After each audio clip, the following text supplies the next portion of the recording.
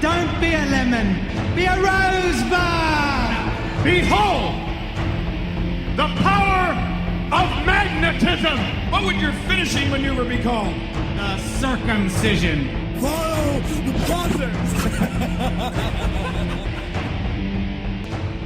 Hello everyone and welcome to the Let's Talk Wrestling podcast, the wrestling podcast where we review every segment of Raw and give you the wrestling news of the week. My name is Turbo Tony and we're here with the good old Matt Marsander. I was gonna do good old MS like JR, but I thought that would be quite bad to anyone who, you know. Yeah, we'll try and avoid that one. Yeah, try and avoid that one. Not as good intro for you this week there, Matt. I am extremely tired. I have not. I forgive you. Not as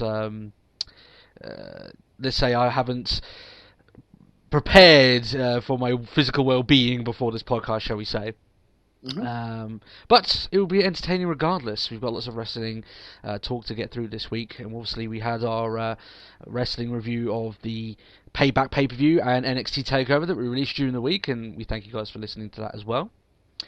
And so, interesting week in wrestling this week. Obviously, Raw coming straight off the heels of Payback, as we say.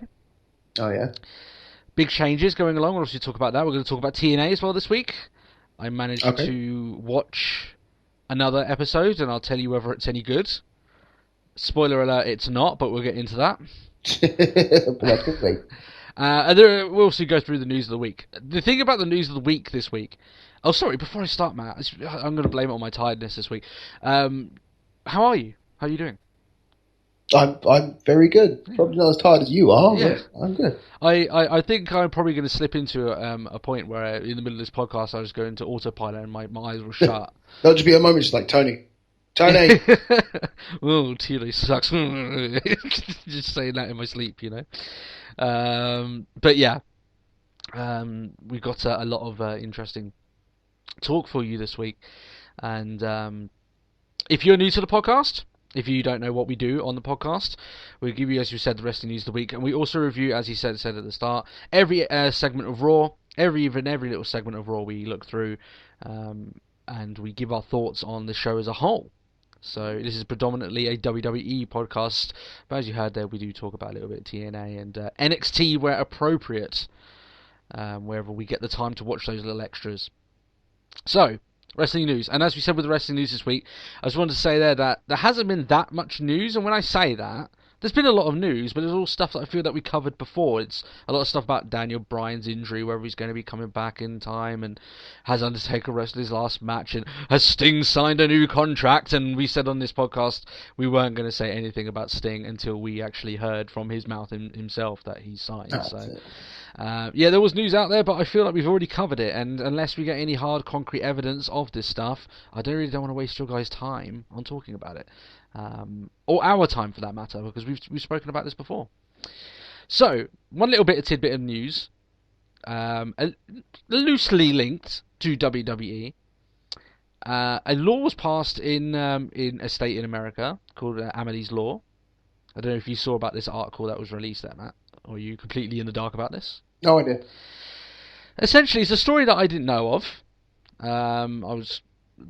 It's quite shocking to actually read it. But Zeb Coulter, otherwise known as Dutch Mantel to people who know his work before, coming into WWE in this stint at very least. His granddaughter was killed in a, I think it was a hit and run by a criminal who had 21 crimes on his rap sheet. This happened a while ago. It doesn't happen this week. Okay. So obviously devastating towards the family, devastated to Dutch himself, and anything like that happens, obviously very, very sad. But they tried to change something about this, and obviously try and get something positive, and they passed what is called Amelie's Law, which is essentially a law that allows the law to assure that a brace will be placed around a released prisoner from, who's obviously been given parole, to track their alcohol and drug levels to see if they obviously drank too much and getting behind cars and running over 16-year-old girls and killing them.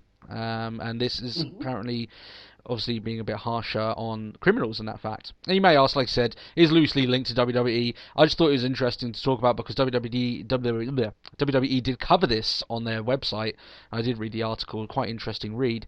And obviously, Dutch Mantel is hoping that he can get this law passed across all of America, so we can. And I, for one, completely agree with the guy. Can't disagree with that at all. Yeah. It makes sense. If anything happened like that to me, it would be obviously quite devastating to the family. But this shouldn't happen anyway with these guys. A lot of these guys that get released from prison are often repeat offenders. There's probably quite a low rate of actual reintegration to society. I don't know, we're getting a little bit political here, and obviously we'll get talking about real wrestling soon, don't worry. But I just thought it was quite interesting to talk about that here, and there may be something that he gets involved in more during his WWE stint as he's around, and he can use that positive publicity that WWE can give him for this cause, and hopefully do some more good with it. So, interesting stuff there. But as we said, not a lot of news this week that we felt was worth covering. We may have missed a few things. If you have got any stories for us, then by all means let us know.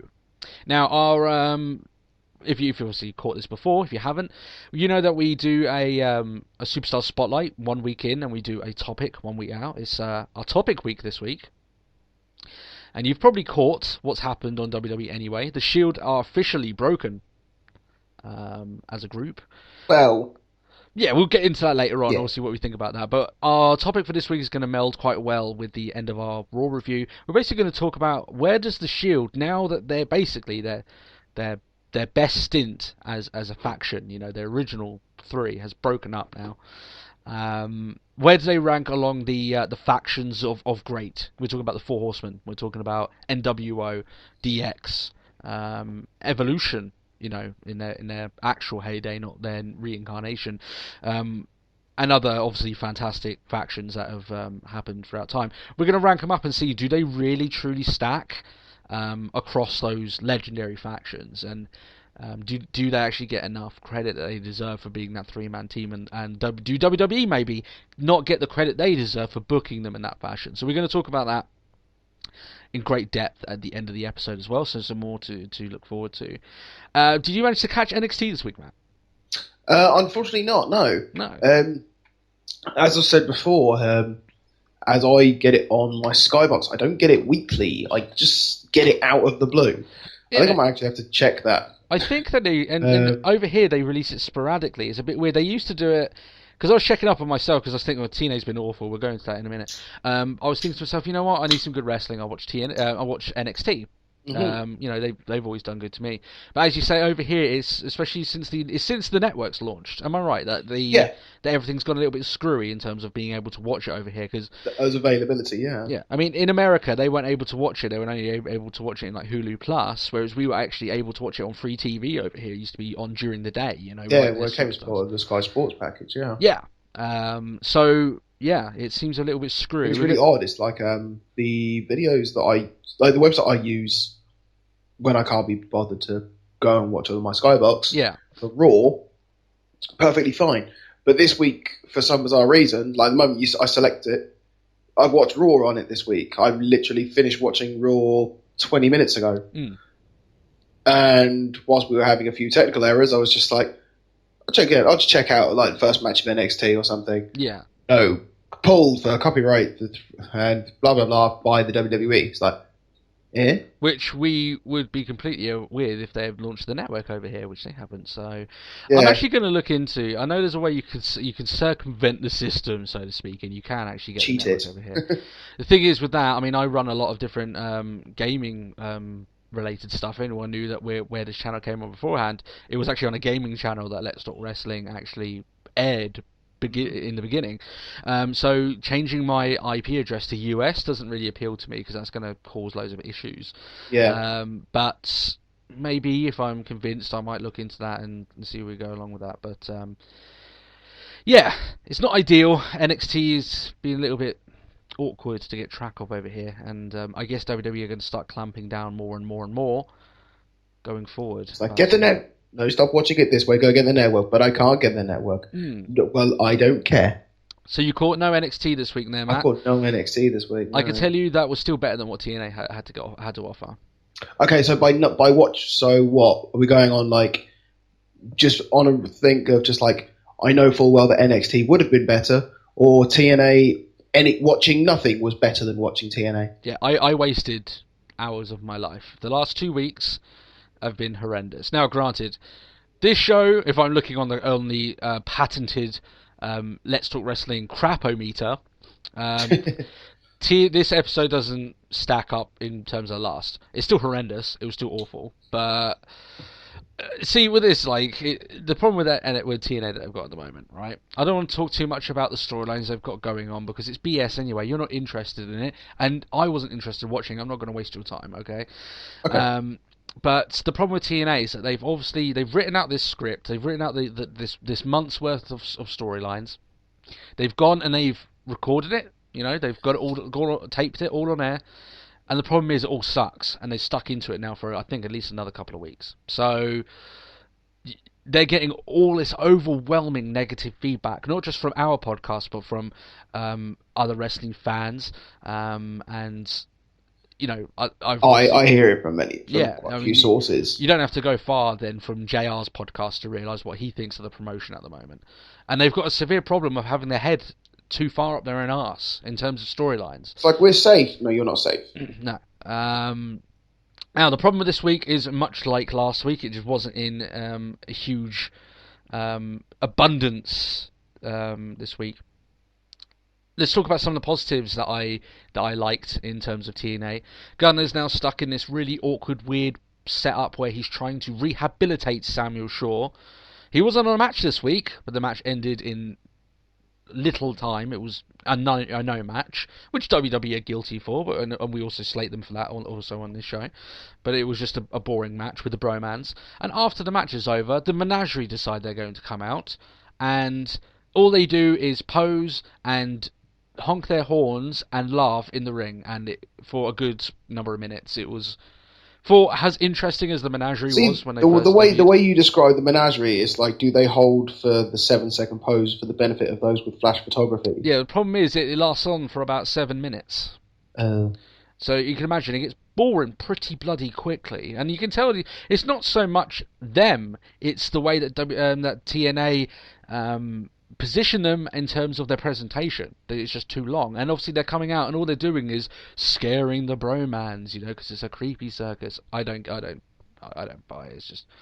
It's garbage. It's not fun. They had another really long segment with yet again Bully Ray, MVP, Dixie Carter, EC3, and Eric Young, where one faction comes out, talks, the other faction comes out and talks, the other faction comes out and talks, and it was a sort of comedy moment where Bully Ray wanted to get into the ring and put them all through a table, because that's his whole deal now. He wants to put everyone through a table, because apparently that will solve all of their problems. Oh, so he's sort of like switched back to Bubba Ray. Yeah, essentially.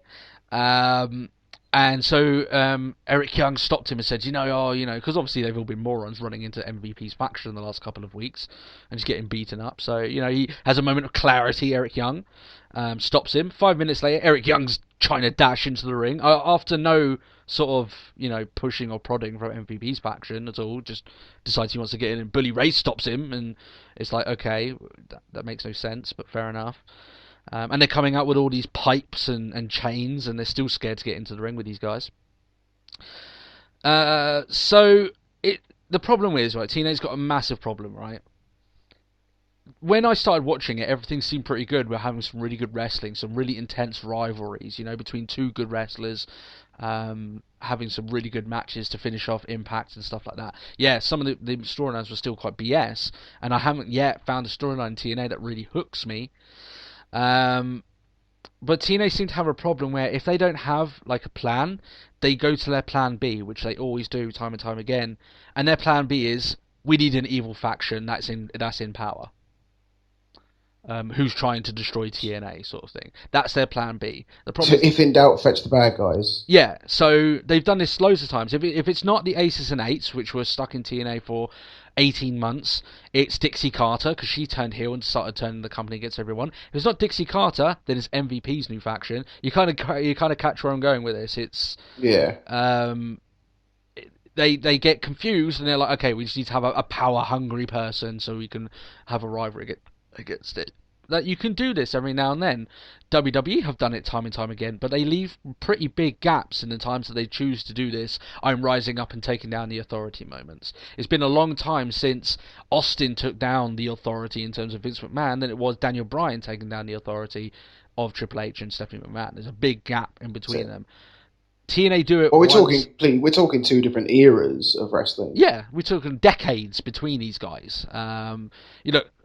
Austin, in his heyday when he was doing all that stuff, was at WrestleMania 16, 17. Daniel Bryan did it at WrestleMania 30. That's how big of a time gap that's it. I know they've done a little bit between them, but not in that type of volume, you know what I mean? Yeah. Where they've actually done months upon months upon months of building up that storyline. With TNA, it seems to be every couple of months they're going to do it. So it makes it very difficult to buy. It makes it look like the actual storyline of TNA is very badly mismanaged. That you've got a TNA president in Dixie Carter running around, even though she's banned apparently, just walking around, just saying, "I've still got power and I'm making Bully Ray fear me" and all this garbage. And you've got MVP coming around going, "I've got all the power and I've got money." And then they had an argument in the ring about what kind of money they had. I'm not joking. What kind of money? Well, I've got green American money. Well, I've got green American. It's like, I've got inherited money. I've got dirty money. Oh, dear. It's like, okay. Oh, like this is wasting my time, yeah. Oh. There was no really good matches on this show. Samoa Joe returned, but it's way too late. This guy magically disappeared out of nowhere after having like a little mini spat with MVP. He decided that he was just going to disappear for about a month. Now he's back. So it's not really much of a return, if anything. I'm laying TNA a bit of an ultimatum. They've got Slammiversary coming up. The pay-per-view after Slammiversary, if that's bad, I'm not going to watch it anymore. And it won't be featured on this podcast. Fair enough. I'm not going to waste my time on a horrendously bad show. So there's my ultimatum, TNA. They've got 2 months, essentially, to fix themselves. So that's 8 or 9 episodes of LTW of TNA, and if they continued making shows like this, for my own mental state of health, I can't keep watching it because it's and I am picking up where you left off. Yeah, exactly. Yeah, exactly. You ain't gonna be first in line to swap NXT with me anytime soon, so I don't think I'm gonna get that. So TNA, I'm disappointed with them, and it seems like from when I started watching to now, it just seems to be a gradual decline. And I haven't seen a good match on their cards since I watched the Joker's Wild event, and that was actually pre-taped in London months ago. So there's not really you can say much about that. Which was a really good event, by the way, that Joker's Wild. I will give credit where it's due. If they do a good event, I'll say it's a good event. But if it's bad, it's bad. So onto our Raw review, so Matt can weigh in. He's got a lot to talk about this week. Have we? Well, I imagine you do. There's a few things here. I know you do like ranting about a few things, and there's a few things when I was doing my notes I was thinking, interesting. Matt will hate this. So, the last couple of weeks hasn't been great for wrestling, shall we say. Payback was pretty good. Takeover was pretty good. But in terms of your weekly Raw shows, we haven't exactly been treated that very well. The dull after WrestleMania... Raw has sucked. Sort of thing. They've had they've had basically a headache since WrestleMania, and they haven't been able to shake it really and kind of get back on track. And hopefully, this was the Payback. I think was the event to wrap everything up and then start up new, and they did that a little bit here. But anyway, so it emanated from Indianapolis, home of the Indiana Pacers. Mm-hmm. Which were obviously noticed very well during the event. The show had a pretty decent crowd. I didn't think it was anything special. Wasn't anything bad. They popped pretty hard for some Chicago. Bits. It wasn't Chicago, but it was alright. It sort of sucks when it's like the Raw after a Chicago event, and it's just like, this is kind of mean. Yeah, Chicago being one of those towns that they always get a good reception at, so yeah. But still, thumbs up for Indianapolis for the crowd. They weren't bad at all. I won't dog on them. Oh no, not at all. So the show started off with Evolution coming up fresh from their loss at pay-per-view, at Payback. Triple H says his feud with the Shield will not end until he says it's over. Until it's over. That's it. But Batista decides, nope. I want a WWE title match tonight. Obviously not noticing that Daniel Bryan is injured and they're running a storyline of him not giving up the title.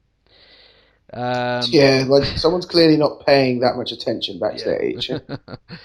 So he doesn't get it. Triple H says, no, you're not going to get it until Shield is sorted out. Batista decides he's going to quit. Yeah, well, you know what? Fuck you. Yeah. He does his royal wave, which has been memed to shit since then. Oh, God, yeah. Version. You can find them, hundreds of them, with Mr. Socko, Kermit, him as the Queen, etc. There was actually a post done on the Layfield report of wrestling memes doing lots of different ones. So if you want to see a nice collage of them, that's where you go. I heard actually on Twitter that everyone was kind of going mental over him wearing blue, and like we said at the thing, it was like a little bit like, really, is that what you're clinging to? He wore blue. It's nothing that crazy. That's it. And he had a bit of a rant on Twitter. People are like, oh, he quit because he was so angry with the fan response. No, he hasn't quit WWE. He's in a long-term contract. He's going to promote his movie, and he is a heel. If people mouth off him on Twitter, his character is to mouth off back at them, and say that sort of stuff to get heat. He didn't quit the company. He's gone to promote his movie. We all know that. So keep that in mind. So yeah, he's going to go and promote the Guardians of the Galaxy movie, which he is Drax the Destroyer. I'm actually looking forward to that movie. I think that'd be quite. Yeah, I kind of am. I watched Batista recently in Riddick, and he wasn't half bad, I have to admit. I do need to watch that. Maybe it's because the movie itself was surprisingly good, that maybe shadowed how good Batista was. But he served his role as a meathead fairly well, as you can imagine. Well, so he served his role well being Batista. Yeah, he was Batista, and he did Batista well. Which, listen, if you see John Cena in the Marine, Batista ain't as bad as that, and I think that's as fair point. Get, so, or Mr. Kennedy when he was in WWE days and his behind enemy lines. No. But I think that's probably best forgotten about those sort of movies. So yeah, he got a decent pop anyway when he quit. The fans were heavily into it. Oh, WWE crowds, you really are a forgiving bunch, aren't you? So yeah, I actually like this promo. Obviously, it sets up the fact that Batista's gone. He had to go after this because obviously he has to go and do his promotional work. I imagine that was written into his contract before he re-signed with WWE. So the only issue I had with this promo wasn't with the promo itself, it's the fact that it was replayed no less than 6 times over the 3 hours. Yeah, it wasn't even like half hour later, and it's like, and here we go, look what happened earlier tonight. Do we need it again? And over and over again. Yeah. Now, we know this happens every week. We've heard it every week. We've seen it every week. But this was a bit abusive. Like, it was a little bit like, we have seen this. We're watching the show, we're watching it from the very beginning. You don't have to show us the 2 segments that he had, because he had a little bit of an interview backstage.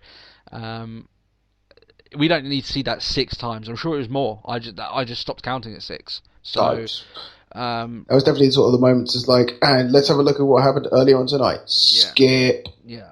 I think it's them just over-exaggerating the fact that they've got a 3-hour show and they're worried that when those half-hour and hour timestamps come up, they've got to show what happened earlier on in the show to remind people. Well, that's it. And it's. I mean, I understand the whole sort of like, it's just trying to catch ratings out of the people who are just flicking through channels, but. I would be more involved. I wouldn't do as many, so that way if someone skips the channel and the commentators are randomly talking about Batista leaving, they're going to be like, what? What the fuck happened? What did I miss? And they won't want to miss it again. They want to catch it from the very beginning. That's what I would say, but they're set in their ways. This isn't going to change. And it's been this way for years now. So, but it was a bit abusive this week. Too many times. It was a bit much. What was your thought on the promo anyway, him quitting? Yeah, it was sound enough promo. Yeah, it was alright. Triple H has that lovely black eye. He does, yeah. They were in a war last night, so nice little shiner for Triple H. And he's not afraid to come out and show his war wounds, Triple H, so doesn't pretty himself up or anything like that. So the first match of the night, Cesaro and Barrett against Sheamus and RVD. Heyman was on commentary during this match, and for some reason, I don't know if you know. You say he was on commentary. Heyman was there. He wasn't very vocal this time round. It seemed like he he was clashing, not like obviously he was, verbally conflicting with the other guys. It just seemed like he didn't know when to talk when the others were talking, sort of thing, and it led to a lot of awkward silences in Heyman being on commentary. And they actually referenced him a lot. Said, "Oh, Heyman, you're not saying much," and then Heyman had to kind of back up and say, "Well, I'm just watching this brilliant match with my client."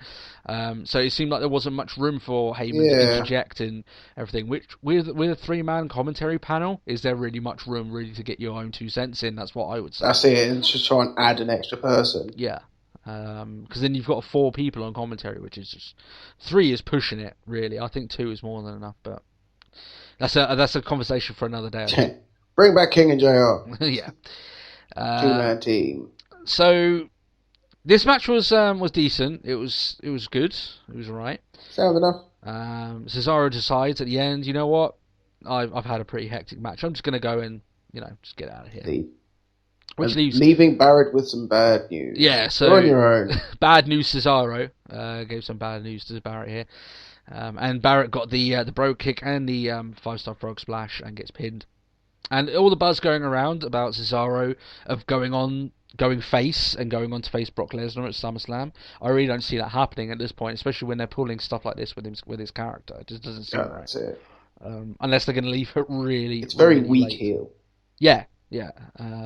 Now, we're critical of this sometimes before, saying that it makes people come off less as a competitor, and it does. But with Cesaro, with his track record of having really high intensity matches, I think it's all right. I don't think it's too much of an issue yet, unless they make it a habit.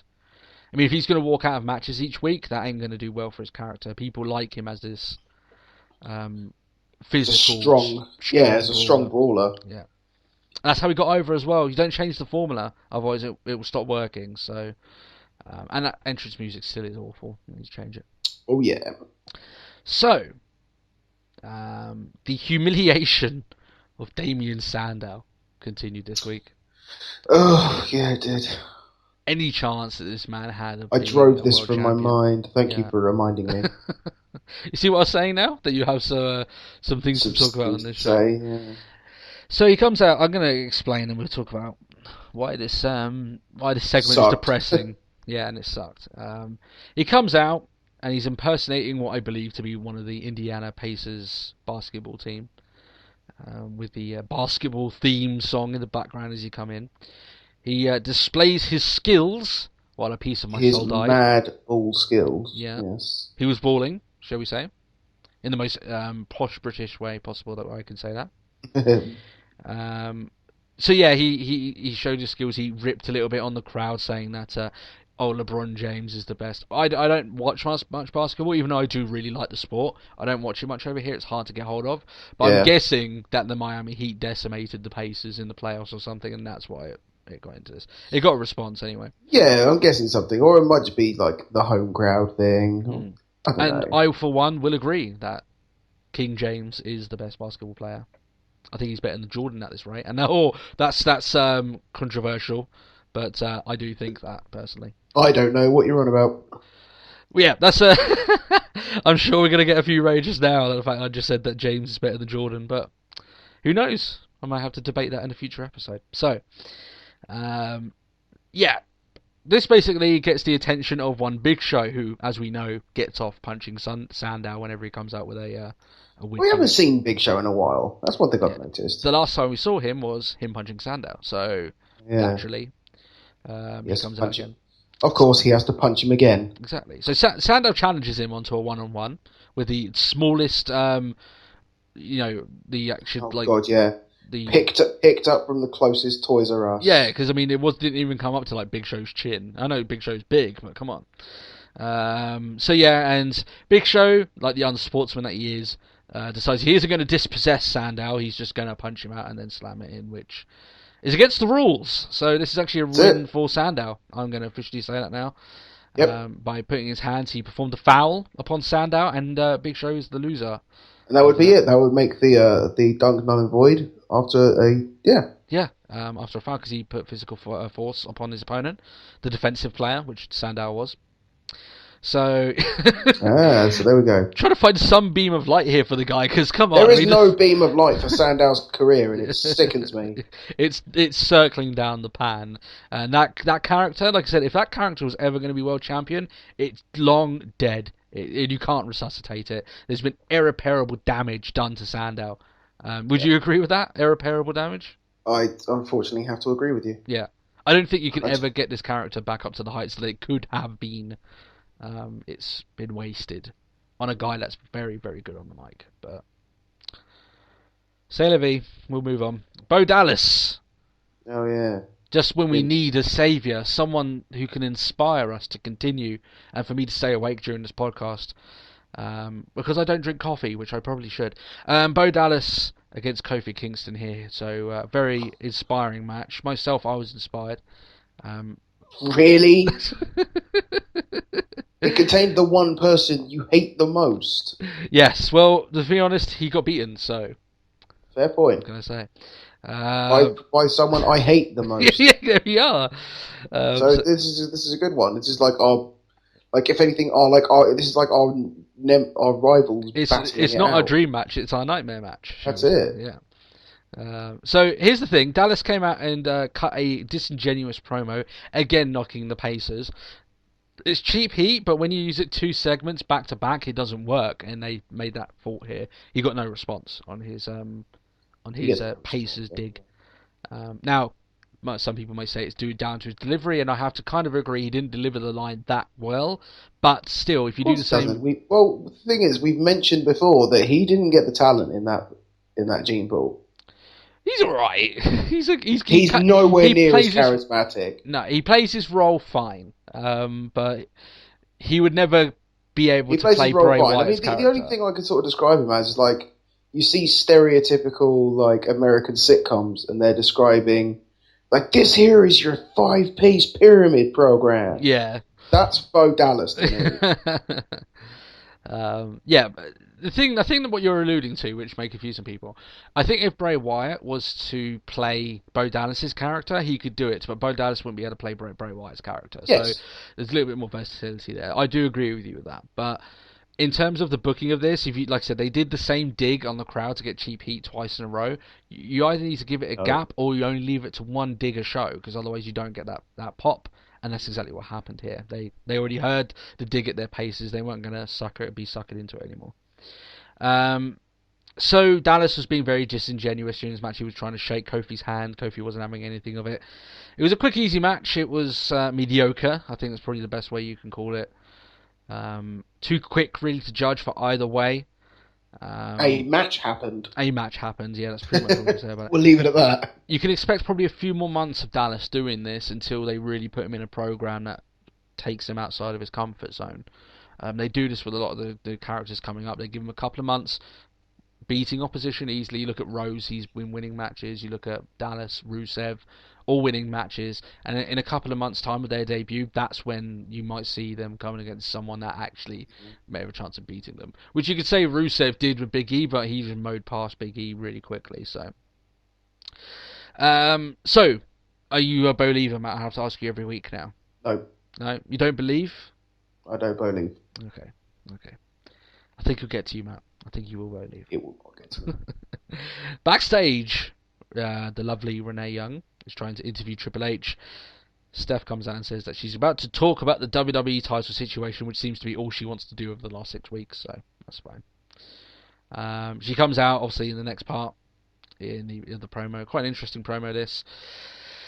Says essentially the same stuff. She says, Brian is so selfish for Brie Bella quitting and slapping me, and he should it's like, he'll have to wake up in the morning and look at his wife and think, she doesn't have a job because of me.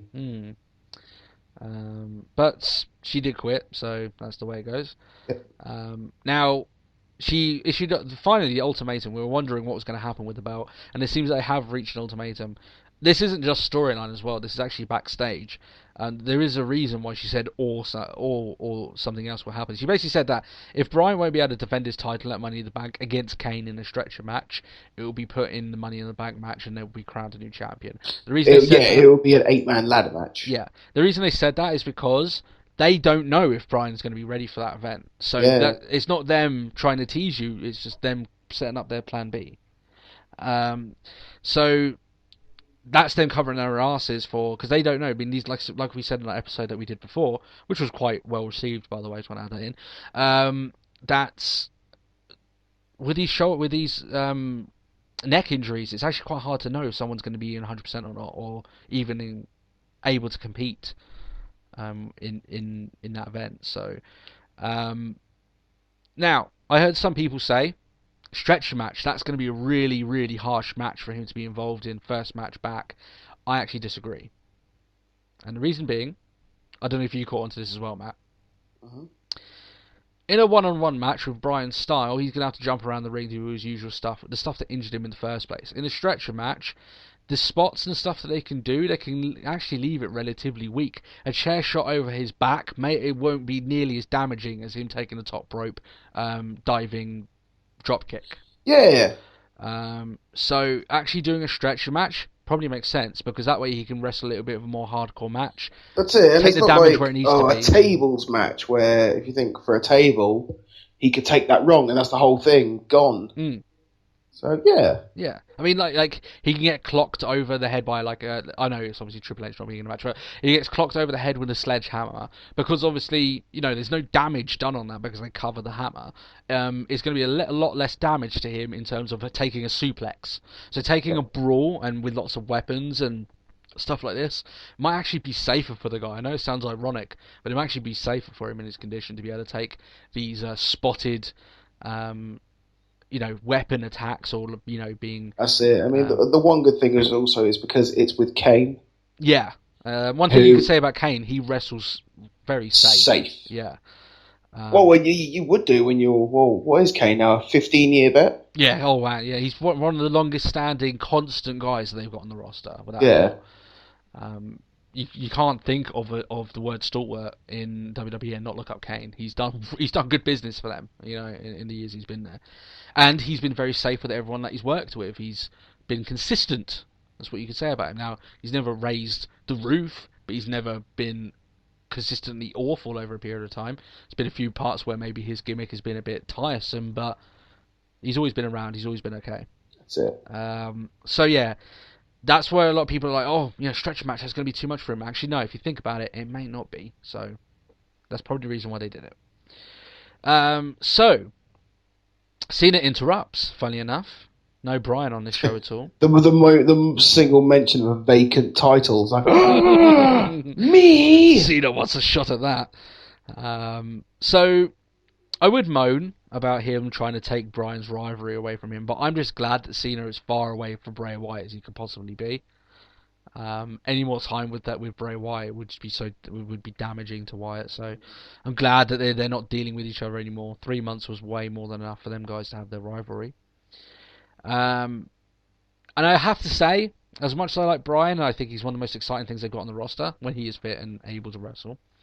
The chemistry back and forth between Steph and Cena is actually a lot more entertaining than it is Bryan and Steph. Would you agree with that? Yeah. I just don't. Sometimes Bryan comes over as way too wooden, and he reads off his script a bit too much. Whereas Cena, at very least, in the start of a new program, he can be quite fresh. So that's what I thought anyway. I thought the segment back and forth between him and Steph was mildly entertaining, if not very entertaining. So, okay. Hey, we got a bitch out of this. We did, yeah. They seem to be using that word a lot. Maybe they're for all of the conspiracy theories. Maybe it's not such a swear in America. Yeah, maybe they're going to PG-13 again. No, not happening. They're saying PG. So, yeah, essentially, Cena says that Bryan won't give up the title because he knows he won't get a shot and all this lot. Steph was putting her tongue on John Cena's butthole. Everyone knew that was coming. Oh, yeah. Saying that, Bryan's good, but he's not like you, Cena. You're a fighting champion. You're an A+ player, and all this garbage. Cena continues to talk a lot of smack, references her breasts, having you know, a little bit of... Yeah, I liked that. That was another one. It's like, easy. A bit shocked that they went there, actually, but I guess of all the people on the roster, they let surgery Cena to take you out of action. It's like, yep, but my surgery put me in action. Oh. All you need is, like, you know, in Mortal Kombat, you got the toasty guy. You need Jim Duggan just to come up on the side of the screen. It's be like, hey, like one of those zingers come out. WWE, that's our little bit of advice for you. Add that in because that would be amazing. Just get Jim Duggan to turn up in a corner whenever it's just like an innuendo. Just ho. They just cut away from the screen for a bit, and he's at his home. He just looks at the camera and goes ho, and it just goes back to the like a Ron Simmons dad. Yeah. So yeah, he gives a job performance. Cena, not Duggan, of course. As a 0, it says that she sucks. Yeah. So there, yeah. Sucks. Woo. So Steph responds by setting the uncontrollable Kane upon him in a match, and they have a match against each other, which happened next. Like I said, I quite like the back and forth between Steph and Cena here. It was something different because Steph and Bryan have been having so many promos in the ring with each other. It's getting a little bit stale. And like I said, Bryan in a long-term promo program when he's not wrestling is he's not good in that role. He still needs to work on his mic work a little bit to become the complete package. He's not by no means horrible, but he's not on Cena's level. Oh, there are worse mic workers. Yeah, but he's also not near the best. He's mediocre on the mic, but his ring work is exceptional. That's what got him to where he was. Yeah, that's it. So, Cena versus Kane. As, again, not really much of a match. Nope. Barely got started. A few of these on this show, unfortunately. Like I said, along with TNA do the same thing, WWE do it as well, so it's annoying. You know, we want to get into these very long matches with these guys where you find out who the legitimate winner is, but they just don't seem to want it to happen. It's a problem when you've got 3 hours. You've got a lot of BS matches to fill up the time. So Kane gets DQ'd by just continually attacking Cena in the corner and not listening to the ref's count. Yep. And he chooses to destroy Cena in much the same way that he did Bryan with the tombstone on the steel steps. And unlike Bryan, Cena reverses and gets the hell out of Dodge, essentially. And gets the hell out of there. After a little bit of a scrap with Kane, of course. And you look at the way that they booked Bryan in this situation, the way they booked Cena, and there's my evidence to anyone who thinks that Bryan's going to be taking that spot of Cena anytime soon. It's not going to happen. No. The thought of I know it's situational, but still, the thought of Bryan getting decimated by Kane and being laid out and being out of action for a while, leading up to a really hellish rivalry between the two, that's fine. But the idea of Cena getting battered by Kane, no, I can't do that. No. Cena's too strong for that. So there you are. There's my evidence. Cena is still their top guy. He will be until the day he retires, which I know may upset people, but unfortunately that's the truth. Well, it's that whole thing, isn't it? You got Hogan, you got The Rock, and you got John Cena. Well, I say Hogan, Austin, Rock, and John Cena. Well, yeah, because Austin by all means was the biggest draw in professional wrestling history. So, man, that's a topic for one day. Where would WWE be without Austin? I wouldn't like to think so, but no. So, backstage, Renee Young speaking to Orton. Orton says that himself and Triple H are on the same page, so Evolution still exists. And they're going to have a match with Roman Reigns in the main event. We all know what happens when Roman Reigns has singles matches, especially in the main event. They never last long, or they don't happen at all. That's it. They never kick off. Spoiler alert, that's exactly what happens on the show, but we'll get into that as the time comes. They're going to have to let him at least have some, especially with the breakup, they need to have him at least have some singles matches, lengthy ones, to be able to get fans, to give him time to learn how to do those matches. He can't rely on, but they barely reference it. Like, he was the Survivor Series, essentially the Survivor Series champion. Yeah. He beat Kane's elimination record of the Rumble, but it's like, they don't mention stuff like that. Yeah. These are calling cards that Chris Jericho used for all of his career, and yet they don't use it with him. It's a little bit wasted. Yeah. Now, I don't want to go Paul Heyman about it and reference it every time and say that, my client Brock Lesnar broke Undertaker's undefeated streak at WrestleMania, because that's getting very old very quickly as well. Well, it got old quickly a long time ago, truth be told. We got old the week after. Yeah, there we are. But yeah, these are badges of honour that he can say to himself. But he doesn't get many mic time, and when he does, he says, "I just want to fight." So maybe it's not the commentator's chance to do that. He needs to do that to himself. But that's a very heel thing to do as well. But we'll see. To boast, yeah. Yeah. Another thing that I thought that you may have a bit of an interest talking about. The epic rivalry continues between Los Matadores and 3MB. Yeah. And we had him come out with a fucking wig on, and it's like, So, if you didn't catch our review, Hornswoggle lost at the pay-per-view and got his hair shaved. They didn't even fix it. Yeah. Let's talk about this. So, they have a match. It's a garbage match. It's a nothing match. It's horrible. It's offensive. Are you on about the Raw or the Payback one? The Raw one. Both of them, really. Well, I don't know. We didn't see the one at Payback. I won't say anything about that. But all I know is he fell for the typical, the luchador go in a mask match. Better wear the second mask. Yeah. So, yeah, like I said, the match doesn't really last very long because Hornswoggle gets his wig taken off. And as you say, they didn't finish the job. They didn't shave him. There's patches of hair everywhere above his afro wig that he had on. Which apparently, according to Heath Slater, was the result of much Miracle Grow. So there's that. This whole thing is getting beyond painful. It really is. Like, what was the point in all those vignettes for the Matadores? Was this the end of their fruits? So this was the ultimate goal of all those vignettes that they aired for Matadores coming in and all the time. And coming in, and they were like, "Yes, look, they're coming, the Matadors." Yeah, okay, they're just going to feud with 3MB forever. Yeah. I mean, it was just so horrible, and it's just some of the worst things to be watching on WWE at the moment.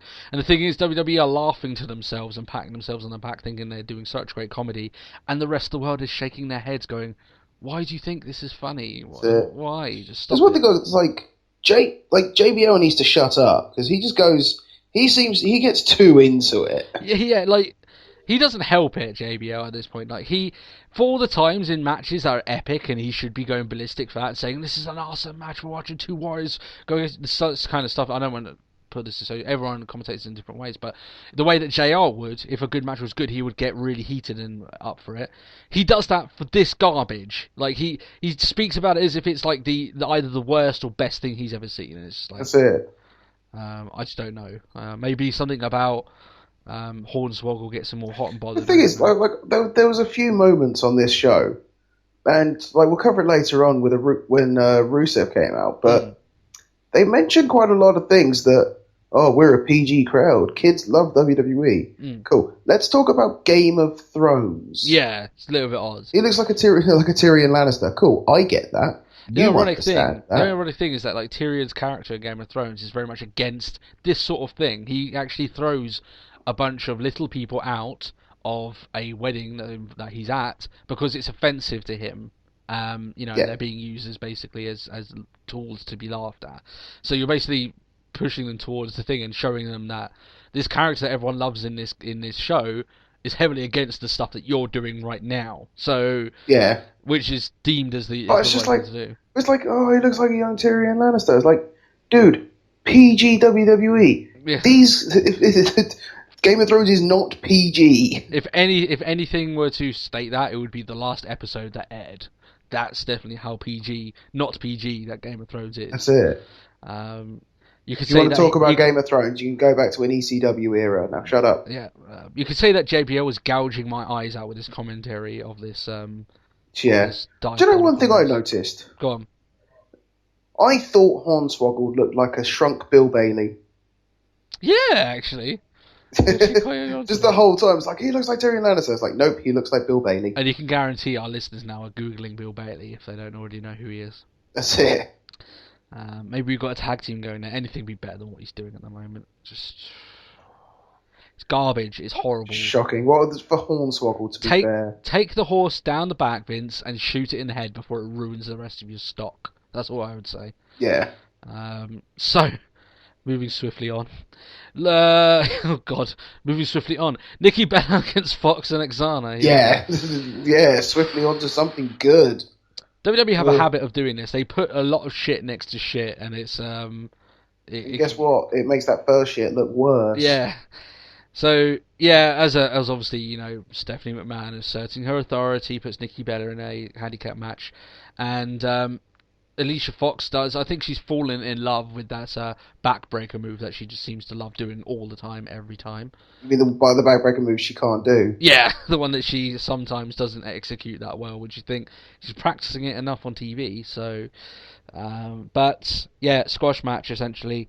They get the win and they kind of beat up Nikki Bella afterwards, and no one comes out to save her. Oh no, it's Nikki Bella and against the Psycho and the Slut.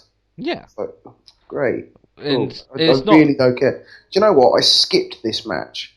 I saw the pin and that was it. Well, that's pretty much all the match was. All I had to see, yeah. It wasn't exactly much else. It was a scissor kick and they threw her against the wall. Yeah.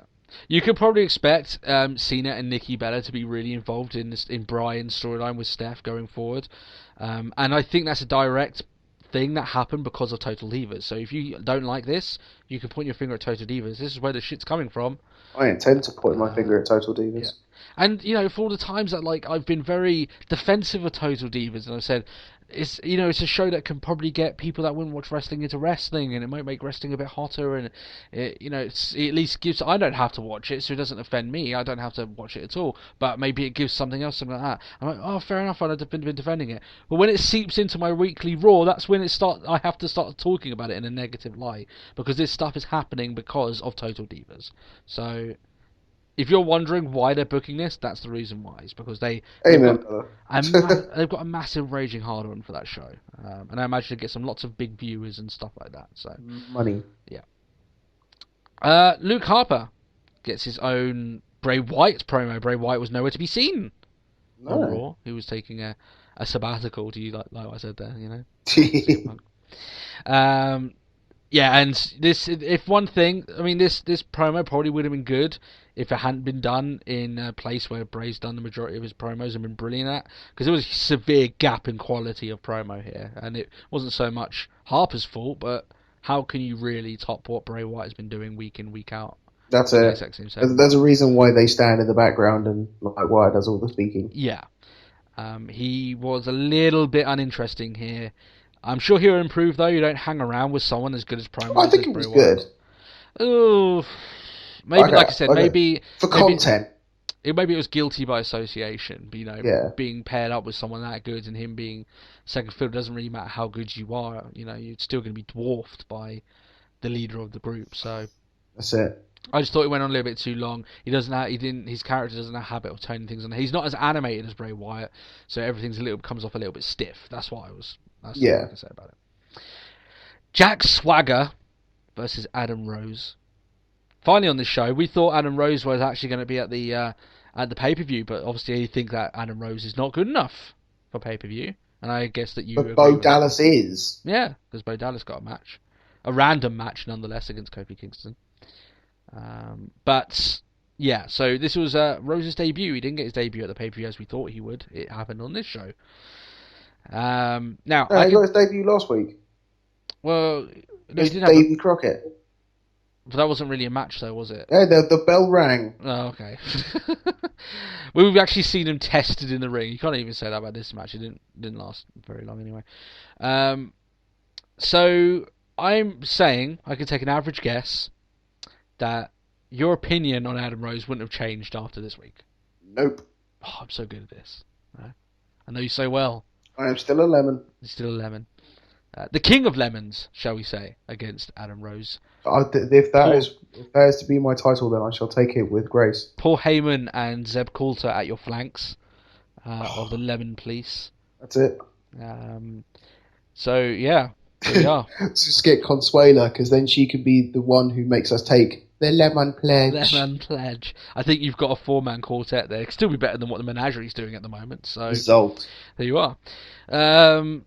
One thing I will say about Rose, his finisher is way too similar to Dean Ambrose's.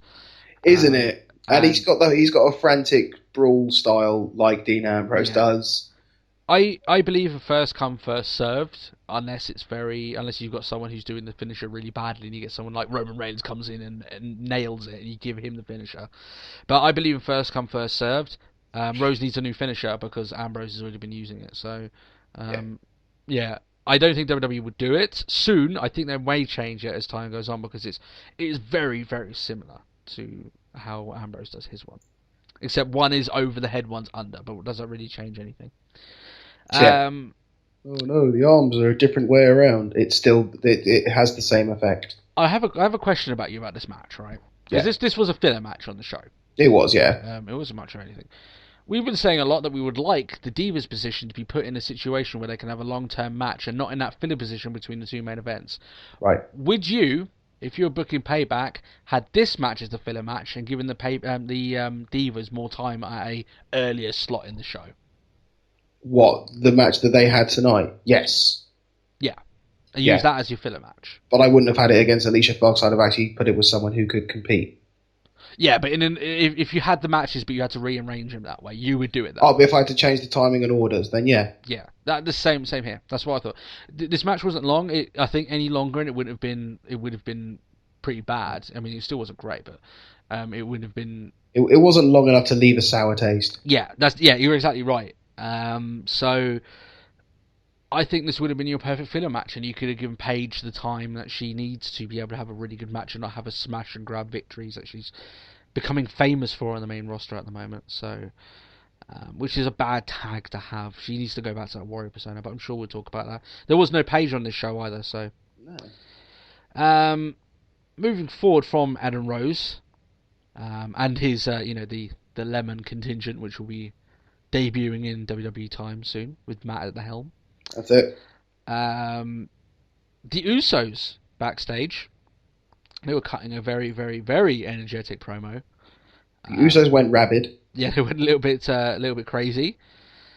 Were you with this or were you against this? Their promo. Do you think it was good or do you think it was bad? Meh. You thought it was meh? I wouldn't say the Usos are particularly. They can cut a promo, yeah. But I don't know. I just don't. You weren't buying into it. I don't buy it. No, not at all. I personally, I agree with you in terms of the quality of the promo. It wasn't up to snuff, nor would you expect it from them. They're not known for promos. But for the fact that it were very energetic and very enthusiastic, I would take that over the boring Sheamus promos where he cuts a really bad joke each week. So if they want to give more of these segments to Usos, where they're really up for the match coming up and trying to build it up and they're really excited and stuff, you know what? I think that's okay. Yeah. And if you're doing it as like a backstage promo and they still manage to get the Usos, like just from the promo, it's like, yep, that's cool. Yeah. And you know who used to do a lot of that? The Rock did. He used to do his catchphrases backstage, and you'd have the crowd do it. And I do the whole and the millions, and it's like, I'm not even out there. Yeah. And the majority of his best promos were actually backstage, and he was interacting with the crowd while he was backstage, sort of thing. Oh yeah. So, and you know what? There's family ties to be had there with the Rock and the Usos, so maybe they're picking up one or two things from. That's it. From the great one, shall we say? I still think the best Rocky one was the People's Strudel. Oh yes, Lillian Garcia is still not recovered from the People's Strudel, shall we say? Now we come up to Usos against Harper and Rowan, which is without a doubt the match of the night. Easily. This show was begging for a decent ass wrestling match, and this was it. I hate to think of how this show would have been without a match like this. The show would have sucked. It would have sucked big time. Some really great spots here, really good close calls, and really good exciting tag team wrestling from both teams, wrestling different styles of wrestling also. And it really gets me excited for a future title match with these guys, because the Wyatts did get the win. And this was an excellent match, really lengthy. I think it was like 2 advertisement breaks throughout this, so you can imagine enough, yeah. There was a lot of time dedicated to this match. And when the Wyatt family and the Usos, when they want to go, they can go. And the fact that they've got pretty good chemistry in the ring together makes me think this is a future pay-per-view match that I want to see. Now, whether WWE really want to give that to us on a pay-per-view, I'm not sure, but it'd be stupid not to. Yeah, exactly. I think this is exactly, especially with Money in the Bank coming up. Why not give them a ladder match? How good would that be? I doubt they would do it because obviously they've got the ladder match for the Money in the Bank. They got the Money in the Bank match, yeah. But something along those lines, because these guys could go bonkers with stuff. You give them that free reign That's it. That's good stuff right there. That's why. The thing is, I don't remember much. Like, oh yeah, we've been taped up and all that. Like, I was like, I don't remember you really taking much. He took a suplex off the top rope through 2 tables. That he did, yes. I don't know about you, but I need a fucking mummification after that with that way I am. But yeah, so that's fine. I withdraw my previous thing. Yeah, there was no Bray Wyatt here in this match. There was an empty chair that was left in the thing. Which I like because they kept referencing. It's like they keep looking back at it. It's like it's good for counsel and stuff. But Bray Wyatt was advertised on SmackDown. He was on SmackDown saying that he was reborn, but there was very little clarity, and the reason for that is because it was on SmackDown. They'll only really give him mic time when he's on Raw, and then he'll explain where he's going from. Did you see the promo? No, I haven't. I've seen a clip of it, but not the entire thing. Okay. But yeah, as I say, they don't put stuff on SmackDown that they feel can't be replayed on Raw. They need to redo it on Raw or do something that gives a little bit more exposition. SmackDown gets the filler. Raw is... It gets the teasers for the Raw. Oh, yeah. So yeah, I do expect a Harper Roman Usos tag team title match, and that will probably, I hope they don't do this on Raw. I hope they do it on the pay-per-view. So that's it. Moving forward, Del Rio versus Ziggler. Now this is an interesting port of call. Del Rio, as we know, he's pretty much lost love with wrestling at the moment. You can tell he doesn't really give shit. Yeah, you can tell he's lost his enthusiasm for it. And the rumors going around that he's not looking to renew his contract. So he's going to be gone soon, roughly the same time that CM Punk's contract will be over. So this match, let's talk about the match and the quality of the match first. The match I thought was very good in the time they had to do it. They didn't have it very long, but it was all action, all up, all attack. No filler or killer, and if you've only got like 5 minutes to do a match, why not do that? And I thought there's some good close calls in there as well. Yeah, they used all their signature moves. You know, they used lots of reversals, counter wrestling. It was an exciting match for the time that they were allowed to do it. Problem was, Del Rio gets the win, and you may be wondering, but Del Rio's leaving soon. Why would he need that? Ziggler's still with the company, still working hard. Well, answers on a postcard. I've got no clue. Yeah. The fact it's just sort of like when they're announcing it was like Del Rio and everyone's just like meh. It's not even a boo, it's just a meh. Not only has he given up wrestling's given up on him. That's the thing. That's it. And Ziggler gets to pop everywhere. Yeah.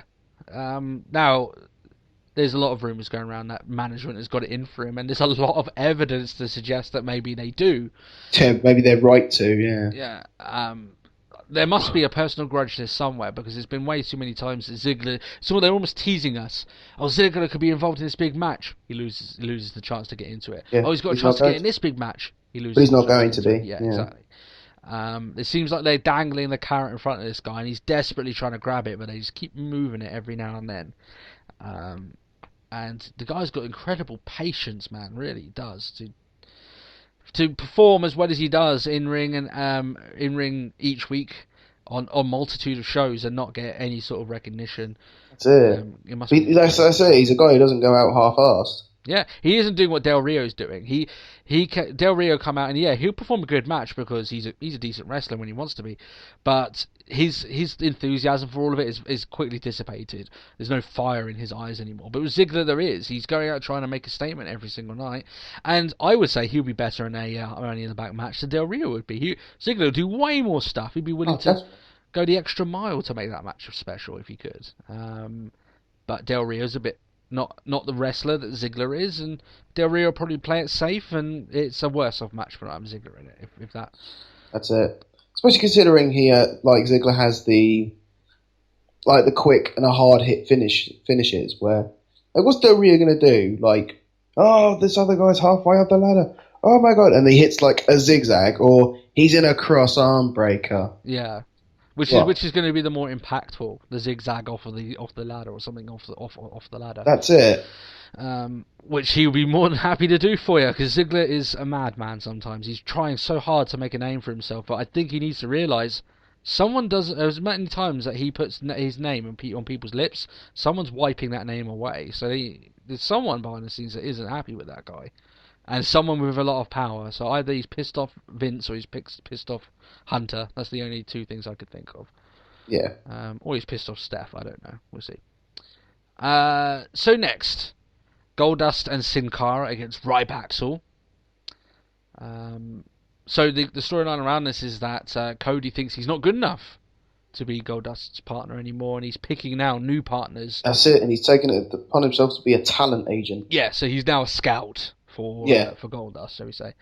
And his first pick was Sin Cara. And he obviously must have had the same foresight that Triple H had, because Sin Cara kind of tanked here, and so did Goldust. They got beaten by Rybaxel again. Goldust must be looking at his career and wondering, is this how it's going to end? Getting beaten by Rybaxel week in, week out. Yes. That's a horrible prospect. Now, I'm sure this is all going to lead to either Goldust or Cody turning heel. Well, either it's going to be Cody saying, well, obviously it's not me, I keep giving you guys and you keep screwing up. You screwed my career up, it's not me, it's you. Or Goldust is going to snap and say, you're giving me all these shit partners, you're making me get beaten up because you're picking up all these guys. It's going to be either one of the two. And they are going to have a match against each other. It would be stupid not to. So you can expect that. They're probably going to do this whole picking tag team thing probably for a couple of months. I wouldn't put it past them to drag it out for quite a while. Especially with Money in the Bank coming up. It's a simple enough one to drag out, though, isn't it? Yeah. It's like someone's sitting around doing nothing. Yeah. You think of the amount of people on the roster that aren't featured each week, they can just pick them out and go, okay, you're wrestling this week with Goldie. Go out there and get beaten by Ryback. We know. So the thing is, though, we knew there's a problem when it's going to be like Ryder comes out. It's like, then we know exactly what's bottom of the barrel. Oh dear. Or JTG maybe. He may come back. Might have a shocker there. First time on Raw in 5 years almost. Now that's a return that we'd be interested in. We wouldn't be, of course, because it's just funny that he hasn't been on there. So now people might be saying Rybaxel's getting a lot of wins. Maybe they're going to do something with them. Rybaxel is permanently damaged. The way that they booked Ryback and Curtis Axel leading into them teaming up, there's not much you could do with these guys. Everyone thinks they're losers. So, and not losers as in, oh, you're a loser, as in they lose matches. It doesn't matter how many wins they get from here. I think they are permanently damaged. And they were permanently damaged a long time ago, way before they teamed up with each other. That's my opinion, anyway. Yeah, fair enough. And the Curtis Axel gimmick, man, that hasn't done anything more for him than the Michael McGillicuddy gimmick did. That is very true. He's, I don't know what it is about him. He's just like stagnant. He's boring. Yeah, He really is boring. He's as boring as Kofi Kingston, which is alarming because it took me quite a few years to get really turned off Kofi Kingston. But Axel's pretty much on the same wavelength as that guy. I think it's because you compare him to his father. Man, there's such a gap of, I don't want to skill, go into that. talent, just everything. Just go and look at Mr. Perfect against Bret Hart at SummerSlam. One of the best matches I've ever seen, and there's such a gap of quality and class. Maybe Axel thinks he's too safe. Maybe that's a conversation for another day. I don't really want to spend too much time about Curtis Axel. The next segment, Rusev receives a Star of Russia, I guess a Star of Honor, whatever they want to call it. Basically got a big star medal for his services to Mother Russia. Yep. Lana was very against the USA chants here. And that's fine. fine. She said shut up. It's Yeah. like, what? Yeah. I mean, it's fine because, I didn't say any USA chants, so I'm guessing I'm in Lana's good books. So, Win-win. At least I hope so.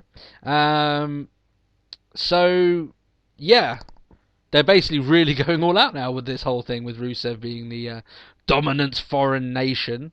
I just thought it was. He gave a shit. Yeah, I think it was quite funny though that they did this coronation. Confetti was thrown down. The Russian flags. Yet this is WWE allowed this to happen when they they do shows like tribute the American troops and stuff like that. It just seems very, very odd. In storyline, I know it's all storyline and they're doing it, but come on, some sort of consistency. You know what I mean, though? Like, they do all these... Yeah. They did Memorial Day recently, and it was all about the American heroes, and yet they're doing a show, like this, just... in terms of storyline, just doesn't really add up. But Rusev, like I said, not a lot of people knew how to treat this. it was a little bit out there. I don't think they expected a promo like this to happen, so there wasn't much of a response. I will still say though that Rusev is still getting heat. Of course he's getting heat. Yeah. He's not English. He's not American. So, and like I said, people might say, "Oh, it's cheap heel heat." He's not really getting heat. Is heat. It doesn't matter what kind of heat it is, and that's what matters. He's getting there. And they're probably going to put this segment on his video packages in the future, receiving this star and stuff like that. So I'm just waiting for the interview to happen with Vladimir Putin, where they actually tell them this is happening, and he blows his gasket because That's it. using his name. Russia sues the WWE. That's it. Yeah. We come to the main event, or the main event that never was, pretty much. As we said, the majority of Roman Reigns' singles matches end up in a no match, and this was exactly the same. As they're getting ready for Orton coming down, Triple H is cutting a promo on them, tells him he has a plan B. And then suddenly like, oh no, Triple H has his sledgehammer. Oh, Seth Rollins is getting chairs to level the playing field. Bang. Yeah. Oh. Rollins turns. Yeah. He whacks Roman Reigns over the back with the steel chair. Yeah. Ambrose looks like he's seen a ghost, and then gets whacked himself. And basically, they all get battered by Rollins, Orton, and Triple H. So Rollins has defected. He has jumped over the Iron Curtain, and he has joined Evolution. Traitor. He's a traitor. Turncoat, I think, is what they're going to be calling him now. Okay, yeah, Turncoat. On SmackDown, Rollins was using his Shield gear. I expect that to change on Raw. I don't think he'll be using that black gear for, or at very least, much longer. I think he's probably going to go back to his NXT gear. That's what I would say. Yeah. And come out as the third member of Evolution. So, we talked a little bit before this, and we agree that Rollins is the right choice. A lot of people would point to Ambrose. I personally think Ambrose would have been a horrible choice to join Evolution. Yeah. He is a little bit unhinged, and that type of character doesn't fit in with Evolution. Now, I know they had Ric Flair, and you can't get much more unhinged than Ric Flair, but at least he wore his suits, and he was at least the styling and profiling guy. Ambrose is a little bit off. He's a little bit weird. That's his character. So, I don't see Evolution reaching out to him. And obviously, Roman Reigns, he can't turn. He's going to be the new big face in the company. So it just makes sense. And I think Rollins fits in pretty well with them. They don't have to... Just because Batista, who's a heavy, went, doesn't mean you have to fit another heavy into their group. You don't have to do that. Just look at New Nexus to see what happened there. Yeah. So Rollins can do all the high-flying stuff for Evolution going forward. He can be Triple H's chosen man, and I'm sure that Rollins is going to reveal the reason why he did it is because he didn't want to be caught in the shadows of Reigns and Ambrose, and he wanted to step out and be the first one to be WWE champion before them and everything like this. And the only I'm sure that's probably what I was going to say. Yeah. On SmackDown, he didn't say anything. He didn't reveal anything because you know why? Because they're saving it for Raw. That's what they always do. So that's the reason we don't watch SmackDown.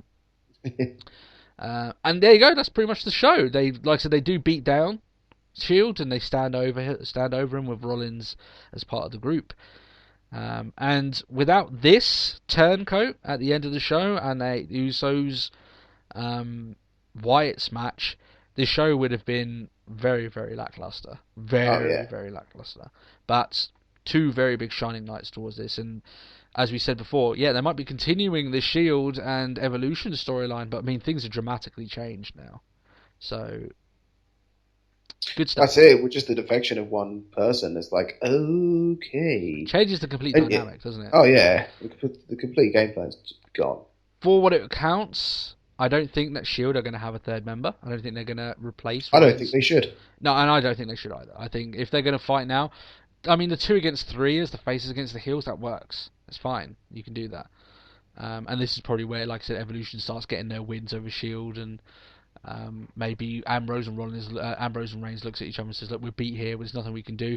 Let's go our separate ways, and start our singles careers." And that's how the Shield dissolve as a faction for good.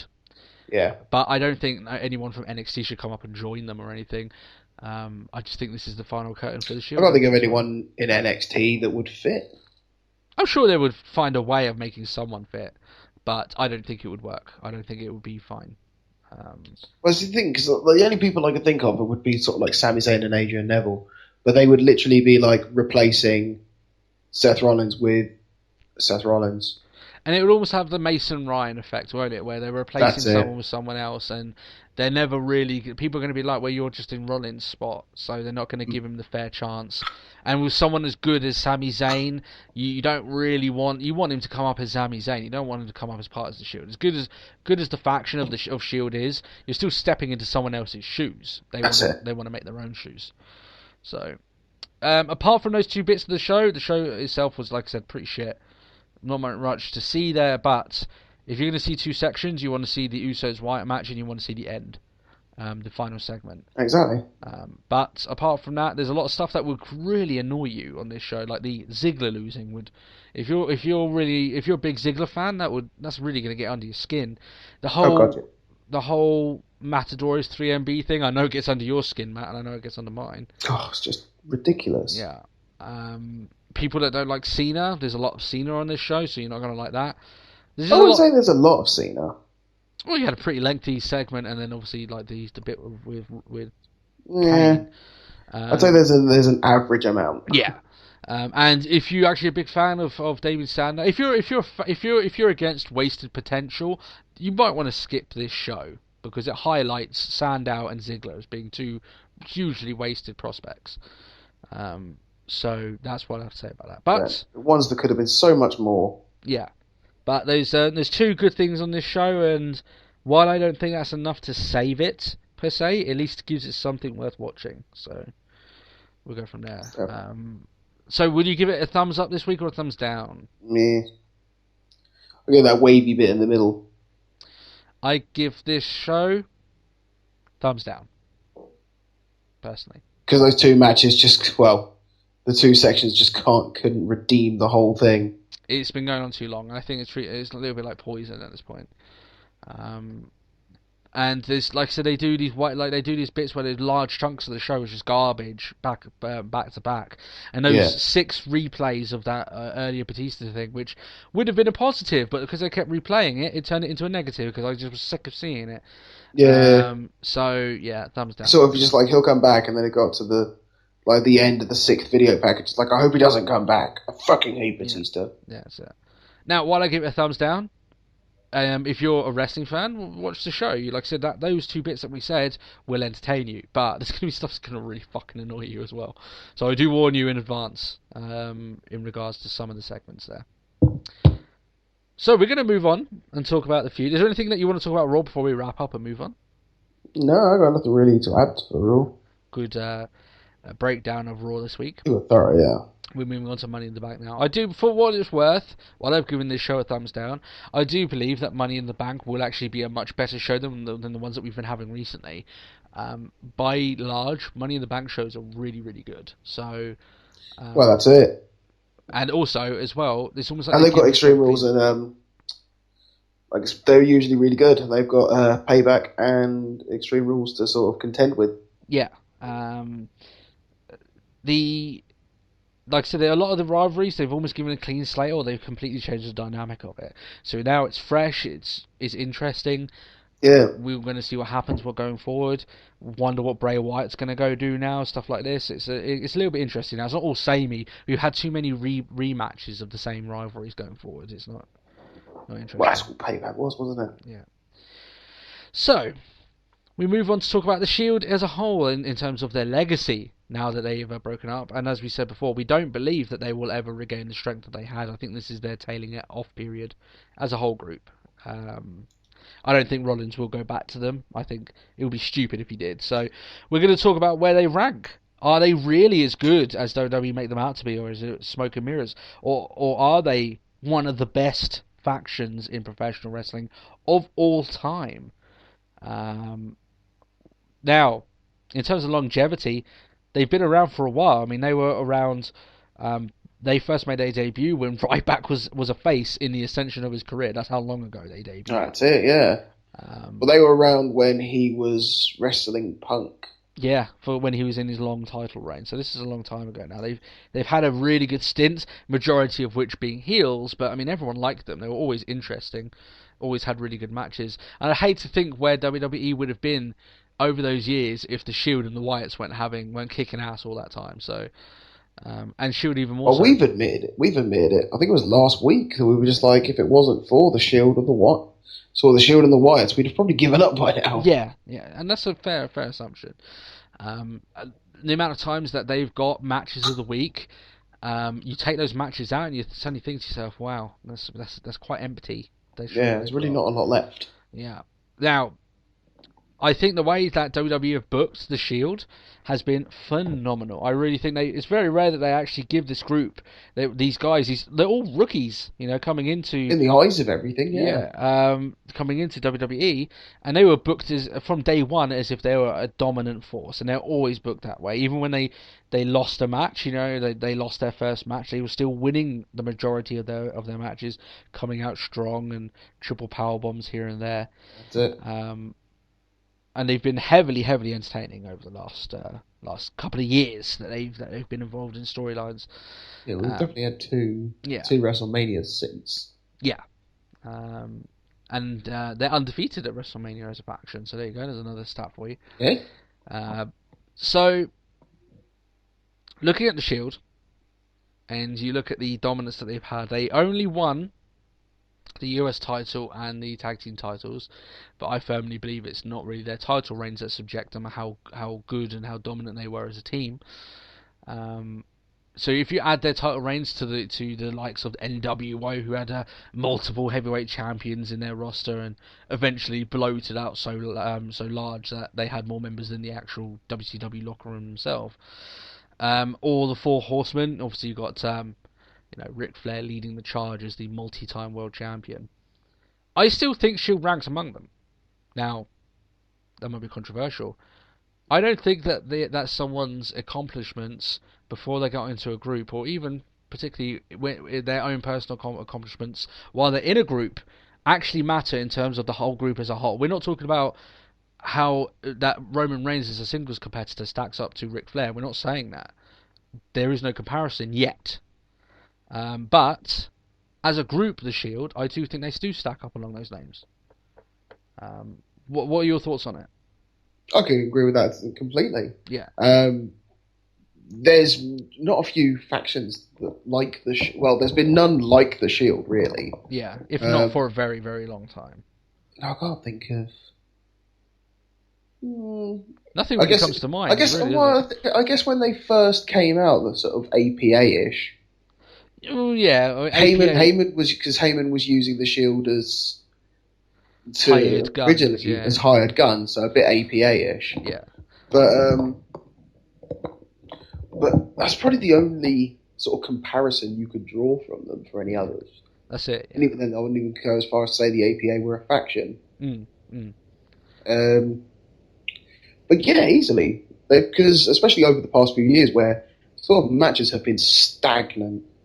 They consistently, even on pay-per-views, provided the matches of the nights and just amazing moments. Like their 6-man TLC match against Team Hano and Ryback was just like their very, very first match. Yeah, what an indicator that they would be something special. I have to go back and watch that match. That match was fantastic. It really was. What, the death of Seth Rollins? Yeah, maybe that knock to the head is finally coming to him now. That's why he turned on the Shield, Yeah. People may disagree with us, may say, look at the likes of the Four Horsemen, they were involved so heavily, and yeah, I'm not saying that the likes of Four Horsemen wasn't that good. In fact, they were brilliant. Or NWO in their early days were fantastic, and the likes of DX and Evolution and factions along those lines. Yeah. I still have to put the Shield up there. Just the way they've been booked. They've been booked as anyone as there can be any faction or any people on the roster that they wanted to, and it's been referred to as their yard for so long that they own the ring, and if they decide to go in there and beat you up, they're going to beat you up. That's the way it's going to go. And even as a heel, they were booked as they would never come down and interfere in other people's matches. They would never come down and interfere in, like, let's say Ambrose is having a match, they wouldn't come down and interfere in his match. Which was unheard of for a heel. That's it. Yeah, it's like every member was their own man, sort of thing. Until they had matches with each other, and then they would group up and fight. So, yeah, I think these guys have to be really proud of the things that they've done. I think the Shield, as a group, has performed so well. And I don't think there's been a group like them that has done such a consistent impact than they have. They're far better than what the Nexus were, in my opinion. Far, far better. I think that the Nexus had a good chance, but WWE never really gave it the chance to once they got Cena involved and they started getting beaten week in, week out by Cena. Where Shield never had that. They never had someone like Cena going in destroying them week in, week out. They were beating people, that were coming after them, the faces at the time. So they've avoided the rivalries that may have been, bad for them, and they've been booked very, very well. WWE have treated these guys, put them in a bubble, and they're almost reaping the benefits of booking them correctly, because all three of these guys are going to be main event players. Not like Brodus Clay, but they're actually going to be main event players. You know what I mean?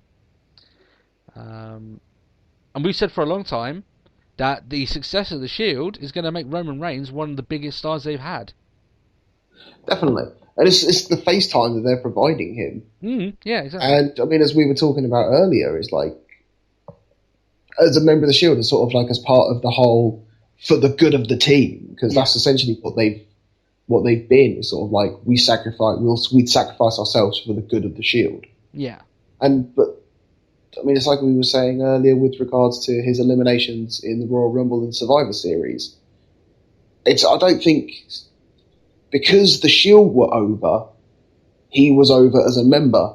Yeah, it gave him a platform. And then and that's it. And then there's the platform that he can then just go, and now he's Roman Reigns of the Shield, not the muscle of the Shield. Exactly, yeah. It gives all these guys, as a collective unit, a platform to come out singly. People know them, and people do know them singly now. They know their names, they know their wrestling styles, and they think they are legitimate competitors. They think that Dean Ambrose would have a pretty good, decent chance of beating Randy Orton. Because that's the way they've been booked recently. Beating these guys. They think Triple H could be beaten by Seth Rollins or Roman Reigns. I think that Batista can get beaten by any of the guys in the Shield. These are top players, in WWE's mind, and Shield have been treated as above them. They've been beating these guys week in, week out. So yeah, I think they've been booked extremely well. Now, no faction can be booked this way. I think Shield have been very lucky in that sense. They come in just at the right time. They came in at a time where a faction like this was needed, and it needed to be protected in order to get over. And they were the first big batch of NXT guys outside the Nexus, out of actual developmental that have been brought up as a group. Oh, out of NXT. Yeah, and I think they were meant to be the example. I really do. I think that the Shield were meant to be an example of, we're really going to put stock in our new guys. We do think that these new guys are the key to our future, and we're going to book them like that. And they have been booked like that. So now, everyone that's come out of NXT since has not. Yeah, I mean, you look at, obviously the Wyatts are doing fine. They've done okay. Oh yeah, okay, yeah, the Wyatts. Bo Dallas and all that lot. It's too early to tell how they're really going to end up. But you look at Xavier Woods and all that lot. But I would agree that sometimes when you come up, you've got a couple of weeks to show them that you could be something more than mid card, and I don't think a lot of those people did. So Xavier Woods even more so. He didn't even make it to mid card, did he? Yeah, he didn't even make it to low card. He's barely on the show now anyway. So yeah, Shield have been phenomenal, really entertaining stuff over the last. You pair them up to the 3-man factions that we've had in recent times. I think the only last one that we had was the likes of Legacy, and man, they beat Legacy. They would beat Legacy day in, day out. The way they've been booked, even Legacy were booked pretty well, but there's no way that they would beat the Shield. Yeah. Any other 3-man team of recent memory, they've been booked that dominantly, and fairly. It's not as if we're like, oh, Shield win again. It doesn't seem that way with you've seen the weaknesses in them. Yeah, they have lost matches. It's still as a result. It's like, regardless, we still stand united. Yeah, and there's always there's always another fight, sort of thing. Exactly. Yeah, they're back to fight next week, no problem. And they did that even when they were heel. When they were humbled, they came back again. You couldn't stop them because they were too they kept coming back, as a group, and they were all on the same page all of the time. So I'm glad for one that they added the extra couple of months to these guys. They were thinking of breaking them up leading into WrestleMania, and back then we were a bit critical. We're like, if you're going to do a match with these guys, do it. But when you actually look at the end result of how the Shield stands in terms of what we've got out of Shield Evolution, then I'm well behind them on that. That was fine. But as we said beforehand, we don't believe that Shield are ever going to get back to the heights they were, and I think it's the right thing. I think Shield have had their time. That's it. Any longer, and yeah, sure, they'll be getting over, they'll be doing their thing, but I think this is good now. I think it's time for these guys to go their separate ways and see who sinks or swims. I think for a faction, I mean, I've just found the date that they debuted on Raw, which was November 18th, 2012. So it's coming up to almost 2 years, yeah. Well, so what we're talking about, like 18 months or something like that? Yeah, well, yeah. Around that mark? Yeah. 18 months is a good time for a faction. Yeah, I mean, some people would say for longer, but I think in this day and age, you can't have a faction last the length of a Four Horseman run or anything like that. Oh, no, not at all. The fans want quicker gratitude and quicker satisfaction, and you can't have a faction going for too long without people eventually going against them. So, yeah, I think it's been healthy. I think they've been stopped just at the right time. And like I said, we're gonna have a couple of more months, I imagine, of Reigns being with Ambrose trying to stop them being strong, but eventually they will all go their separate ways. And that's it. We'll miss the Shield, and then, you know what? In 10 years' time, when these guys are world champions, they might come across a new force of new guys, and they might have to reforge into the Shield, and we may see history repeating itself, and we get to see the Shield one more time. I'm sure we will, going forward. So we still see DX from time to time. Yeah, I'm sure we'll have the Shield. Now we've had Evolution again. Yeah. So. Oh, hell not. So, that's our show for the week. I hope you guys did enjoy the show. I do apologise if I was a little bit sluggish. I have sugared myself up, so I hope that you guys, aren't that displeased. Hepped up and not falling asleep. That's it, yeah. I am going to wrap up this podcast. I'm going to go to bed. I think I've earned my rest, especially as we're finishing at roughly about midnight. I am very, very tired. And if you're new to the podcast, why not subscribe? And that way you'll be able to catch every episode every weekend and our extra ones that will be going up, including a future episode that involves a general wrestling fan that has been talked about on this show a few times before. My wife is going to be appearing on the Let's Talk Wrestling podcast in an extra episode, which I know you're looking forward to, Matt. So interesting. Yes. If you can understand her thick Irish accent, which I'm sure it's not that bad. It's not that thick. So yeah, you can get a mum to do it, and that'd be even worse. Yeah, it would be. No, I can't understand that accent. That's too hard for me. So yeah, and I every now and then every now and then, if I feel like doing a topic, I may just record it, or Matt might record one himself, and that'll be up on the channel. So subscribe, that way you won't miss anything. And these little 20-minute episodes, extra ones, or the pay-per-view reviews, you won't miss them either. You'll be able to listen to them during the week. If you also want to support the podcast, then share it all over social media. I hate the way it's saying all that because it makes me seem like a Michael Cole plugging the thing, but I'll only do it once. Have you downloaded the app? Yeah, have you downloaded the LTW app? Oh god, nah. It's even worse now because it's like the WWE app, the WWE Network. Hard on for technology. At least we don't get told how to like download it every day now. Yeah, we don't tell you how you can watch the show each week and all that garbage. Probably to a fault, really. But anyway, so yeah, one other thing you want to do as well. If you ever want to leave us a question, feel free to do so. It may get answered on the show next week. So leave a question. I know some of you like sending us messages instead of comments. That's completely fine wherever you want to leave it, as long as we can see it. And if it's compelling enough, it may be a topic as well. So there you go. Some incentive for you guys. And the subscriber count grows each week. The views count are steadily growing as well. So we do really appreciate the support you guys are giving to us. We are very happy with the way this is growing. And like I said, apart from that, we are out of here, guys. I hope you guys have a great week, and I hope TNA has a good couple of weeks going forward, because I really like talking about something different than WWE on this show, but it may have to be otherwise. You know what? I might just like ditch TNA like in a couple of months if they do really badly, and I'll just do the monthly ROH pay-per-view reviews. Yeah. We'll do that when they have them up. So which I've heard ROH are doing great stuff. I mean, they have the TNA rejects, one would say, but it's actually all the good guys that they had in the company that just couldn't deal with it anymore. Like AJ Styles and stuff Is like it that. Ring of Honor, I thought, or is it New Japan? Well, they have a deal between the two, so they have wrestlers going backwards and forwards. A fair point, yeah. But yeah, he is with and loving it by the sounds of it as well. So. But you know who's loving it?